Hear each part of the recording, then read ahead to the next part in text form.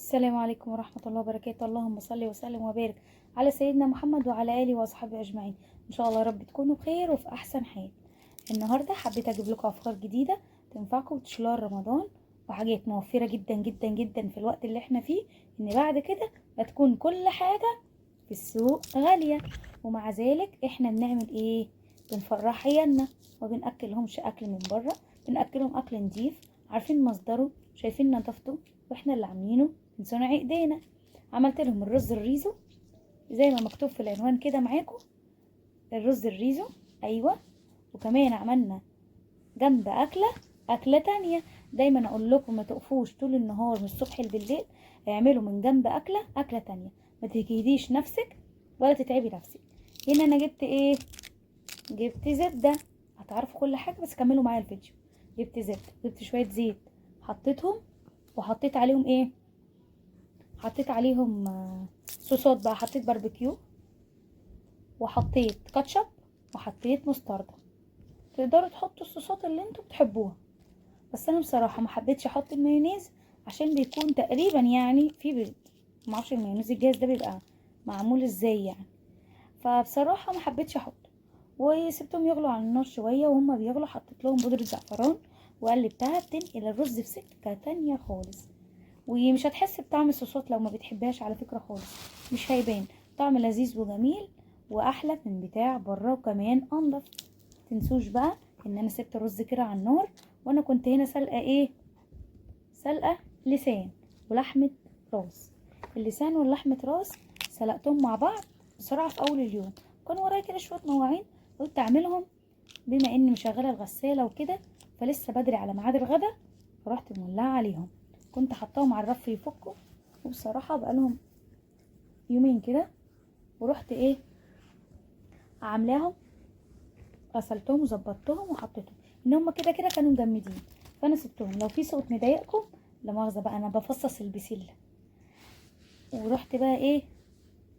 عامله، اللهم صل على النبي، اللسان استوى معايا بقى زي الفل. الاول غسلته بميه، واللسان ما غيرتش ميته لان ميته كانت نضيفه، لكن لحمه الراس انا غيرت ميتها، اديتها غلوه وشطفتها بميه من الحنفيه عادي جدا، وحطيت ميه نضيفه في الحله بعد ما غسلتها، ورجعت رجعتها في الحله لما غليت، وحطيت لها بوكيه جرنيه بتاعي بقى، جزر، ورق لوري، اي حاجه انت عايزه تحطيها حطيها. وطبعا اساسي معانا الفلفل الاسود.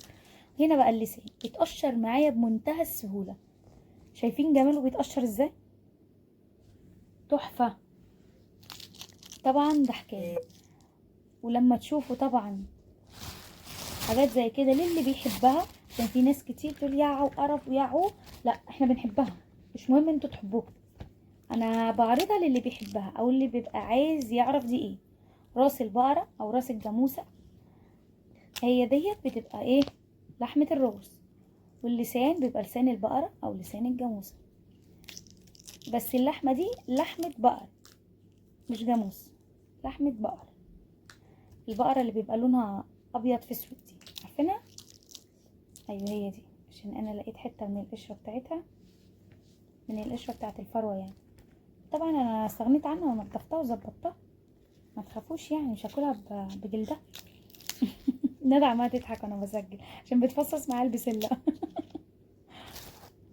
اللهم صل وسلم وبارك على سيدنا محمد. في كده حته بني كده عجبتنيش، الحته البني دي رحت مستغنيه عنها بصراحه.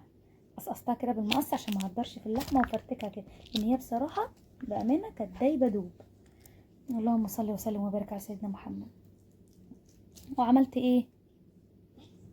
طب ما نزيد النبي صلاه ونكمل. اللهم صل وسلم وزد وبارك على سيدنا محمد وعلى اله واصحابه اجمعين.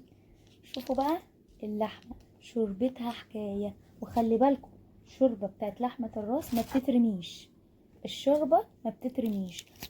لسه طافيه عليها وسايباها تبرد، طافيه عليها يعني من شويه وسايباها تبرد. هشيلها لو انا عايزه اشيلها، لو انا مش عايزاها استغنى عنها خالص. في ناس ما تحبهاش، بس عارفين بقى المصمت لما بيعمل لك شوربه من لسان عصفور كده بيبقى لونها غامق، بيبقى لونها من شوربة لحمة الراس، بيبقى فيها بهاريز جامدة كده، وبتبقى ايه؟ جامدة. اللهم صل وسلم وبارك على سيدنا محمد. قطعتها معايا، سلقتها كمان سليمه وطلعتها قطعتها. لو في اي حته عظمايه كده ولا اي حاجه بستغنى عنها. وفي اي حاجه فيها قشره كده ولا حاجه، تبقى في حاجه من الشفايف، حاجه كده من حته الزور، حاجه كده يعني، اي حاجه بغسلها. هي بتكون ممزلقه وبتكون فيها زي الريم كده، بستغنى عنها وبغسلها بميه جاريه.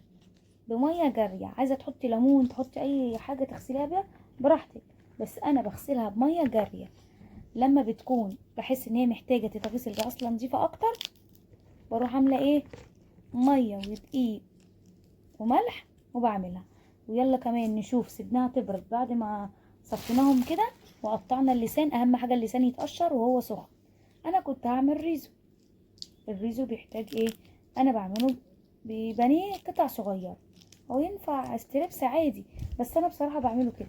وما كنتش مؤهله بقى ان انا هعمل ستريبس، فعملته كده اي كلام في اي كلام، بس النتيجه طلعت جميله والله. يعني افتكاسه كده من عندي، انا مش عارفه انا بعمل ايه، عملته وخلاص. ان انا كنت اهم حاجه عندي الرز استوى، فانا عايزه اكل الولاد، عايزين ياكلوا. قلت لكم لو اي صوت بيضايقكم، ده صوت البسله بنقشرها. تحبوا تدوقوا واحده؟ دي جميله ومسكره. وده بيقول لكم اتفضلوا. سامعين؟ والله زي السكر. دوقي انا ده، بس دوق دوق زي السكر دوق في يا الشاي، عباد. طعمها حلو أوي. ده دوق دي بسلايه مسكره. واو. الحق جيبوها، كيلو ب20 جنيه، تحفه. ندى تقولي ماما ما بحبهاش وكلتها. انت تاكلني وانا قاعده. بذمتك ايه رايك؟ طعمها حلو ندى أوي. اول مره تاكلها. فورا يا حالا رب حالا. ادعوا لنا يا جماعه تاكل كل حاجه، كل اللي ما بياكلش اي حاجه ياكلها، عشان دي نعم من نعم ربنا علينا، عشان ما تزولش من عينينا. اللهم صل على النبي. عارفين انا بعمل ايه؟ انا متبله معاكم على فكره الستريبس ده في الفيديو معاكم، ومظبطه كده كل حاجه، وجميل وزي الفل. اللهم صل على النبي.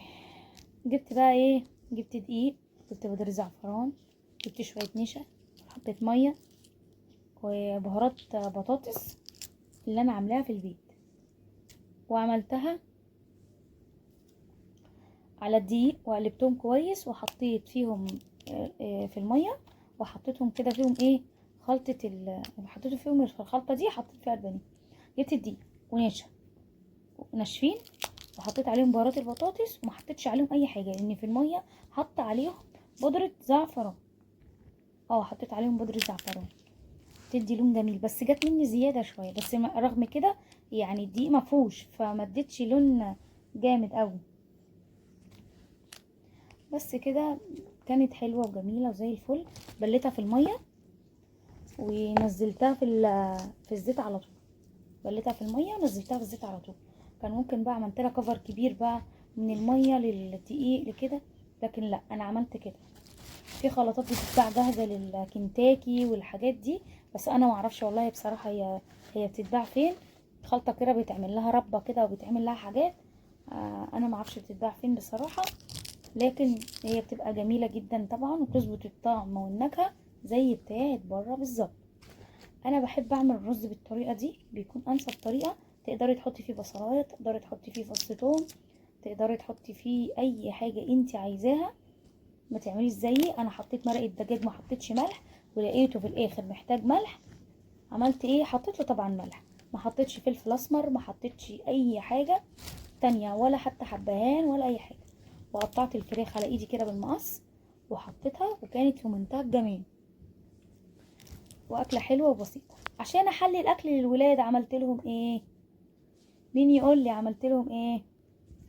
جبت الطبق بتاع الكيكه اللي اسمها ايه، مولتون كيك، البوله يعني بتاعتها، او الصينيه اللي بيتخبز فيها يعني، المهم يعني انتوا فاهمين. وحطيتها كده، ورحت ايه، ورحت قلبها بقى، قلبة فيها الرز، حطيت مليتها رز وقلبتها. بصراحه الطبق اكلنا فيه كلنا، انه ما شاء الله كميه كتيره. بس انا بصراحه ما بحبش الصوصات دي، سبتها للعيال وانا غرفت بس لوحدي. عشان انا ماليش في الصوصات دي، رغم ان هي اكلت الرز وغرفت الرز وكان جميل، كان طعمه خطير.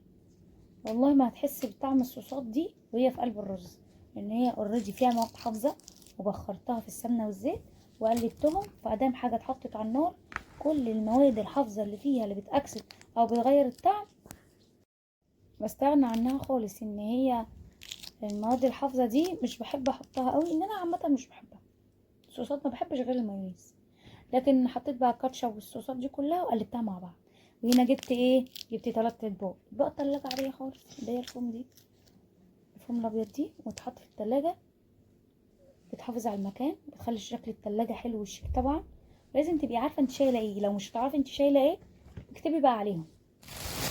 بعتذر لكم لو في اي صوت ولا اي دوشه، عشان انا عامله ايه؟ بفصص البسله. اللهم صل وسلم وبارك على سيدنا محمد. هنا كمان عامله ايه غير تفصيص البسله؟ عماله اسجل الفيديو والولاد قاعدين جنبي بنفصص البسله سوا، فاي صوت هيضايقكم معلش. انا هنا قلت لكم هروح الف وبستريتش وارجع لكم.